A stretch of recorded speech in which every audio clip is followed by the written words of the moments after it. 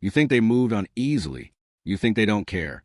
You think they're living their best life while you're stuck processing the pain. But here's what you don't see. The shame they carry is eating them alive, and they'll never tell you. The most misunderstood truth about avoidant people is this. They are not as emotionally unaffected as they appear. In fact, beneath the distance, the silence, and the cold attachment, there's often a deep, quiet shame about how they treated you. Not guilt in the dramatic, apologetic sense. Not remorse that leads to accountability, but a heavy internal discomfort they don't have emotional tools to face. And that shame doesn't disappear just because they walked away. It follows them into new connections, into solitude, into the moments when distraction fades and they are left alone with themselves. Studies from attachment researchers at the University of California have shown something shocking. Avoidant individuals experience just as much emotional distress during relationship conflicts as anxious types. Their heart rates spike even higher. Their cortisol levels rise to the same levels. But unlike anxious attachers who externalize their distress, avoidants have learned to suppress the visible signs. This creates an internal pressure cooker effect where shame builds without release. They look calm on the outside while their body is screaming on the inside.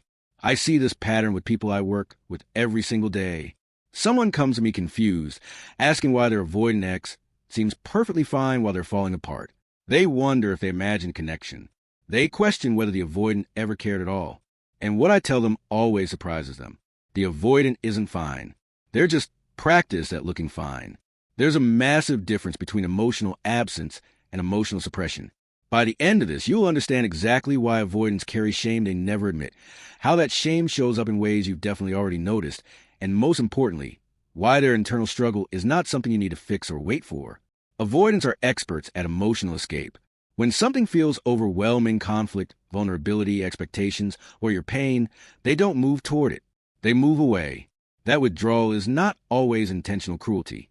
Often it's self-protection learned early in life. Maybe they had a parent who punished emotional expression.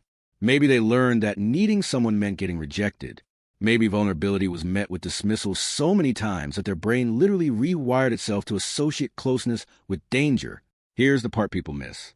Just because an avoidant avoids emotion doesn't mean they don't feel it.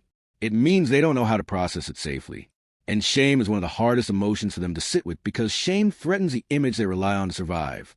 The image of being independent, self-sufficient, and unbothered. When you cared deeply, communicated honestly, and showed emotional availability, you unknowingly held up a mirror to the avoidant's inner world. Your needs, your hurt, your questions, none of these were wrong, but to an avoidant, they activated something terrifying. The possibility that they failed emotionally, that they hurt someone who trusted them, that they were not as emotionally in control as they believed. And instead of facing that realization, many avoidants shut down, minimize what happened, rewrite history, or disappear entirely.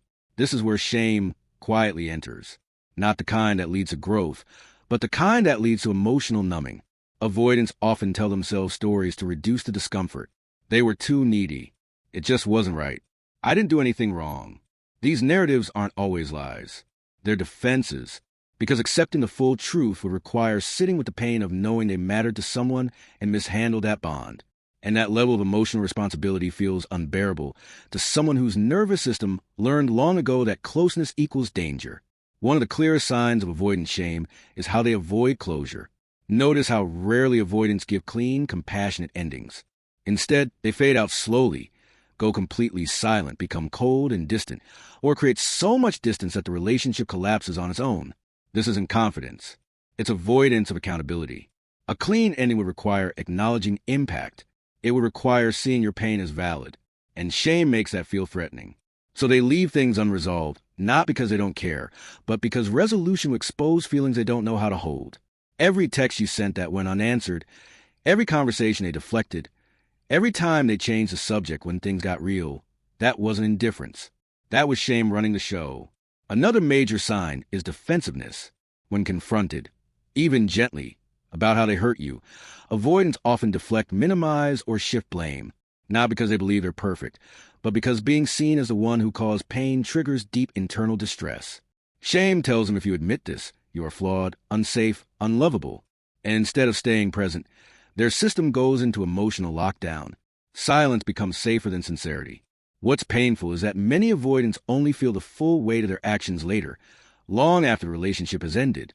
When you stop reaching out, when you stop explaining yourself, when your energy fully withdraws, that's often when the shame creeps in. Not because they suddenly became emotionally enlightened, but because the distraction of your presence is gone. The nervous system settles, and in the quiet, memory returns. They remember how patient you were, how much space you gave, how many times you tried to communicate without attacking. And that's when the shame deepens, because they recognize, even if subconsciously, that they were treated with more care than they were able to give back. But instead of reaching out vulnerably, many avoidants suppress it further. They distract themselves with work. They date casually. They keep busy. Anything to avoid sitting with that feeling too long. This is why avoidants often seem fine on the surface while you're left doing the emotional work. They are masters at appearing unaffected, but internally they carry unresolved emotional residue. And shame doesn't always look like sadness. Sometimes it looks like emotional numbness, irritability, withdrawal from new connections, or an inability to fully attach to someone new.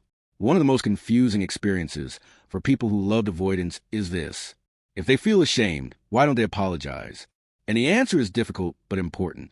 Shame doesn't move people toward repair. It often moves them toward hiding. Apology requires vulnerability. It requires saying I hurt you and that matters. For avoidance, that level of emotional exposure can feel more threatening than loss itself. So instead of repairing, they retreat. This doesn't mean every avoidant is incapable of growth. Some do reach a breaking point. Some eventually confront their patterns through therapy or repeated relationship failures. But many don't. Not because they're evil, but because their coping strategy is avoidance, not reflection. And shame without emotional tools doesn't become accountability. It becomes silence. Here's the part that matters for you. Their shame is not your responsibility. You don't need to wait for it. You don't need to extract an apology. You don't need to prove your worth so they finally see it. The fact that they feel ashamed internally does not undo the impact of how they treated you. Pain does not disappear just because someone feels bad about causing it. In fact, the healthiest thing you can do is stop orienting your healing around their internal experience. Whether they feel shame, regret, or nothing at all, you still deserve peace, clarity, and emotional safety. And the moment you stop chasing understanding from someone who avoids emotional depth is often the moment their shame becomes louder because they no longer have access to you to quiet it. Ironically, avoidants tend to respect emotional distance more than emotional pleading. When you step back, stop over-explaining, and reclaim your self-respect, something shifts. Not because you're punishing them, but because you're no longer participating in a dynamic that protected them from facing themselves. And that's when shame has nowhere to hide. But let this be clear. Their shame does not mean they will change. And your healing does not depend on whether they ever admit it. Closure is something you give yourself when you stop waiting for emotional honesty from someone who survives by avoiding it. The truth is, someone who truly values connection will not need to be shamed into treating you with care. They won't disappear when things get real. They won't leave you questioning your worth. And you don't need to become colder, quieter, or smaller, be loved correctly. If an avoidant is ashamed of how they treated you, that's something they must face on their own. Your job is not to carry the emotional consequences of their unhealed patterns. Your job is to choose relationships where love doesn't feel like confusion, and connection doesn't come with silence as punishment. Because the most powerful realization is this. You didn't lose someone who couldn't love you. You outgrew someone who couldn't meet you. And that is not a loss. That is evolution. If this helped you understand the psychology behind avoidant shame, take a moment to like the video. Share it with someone who needs clarity, not confusion.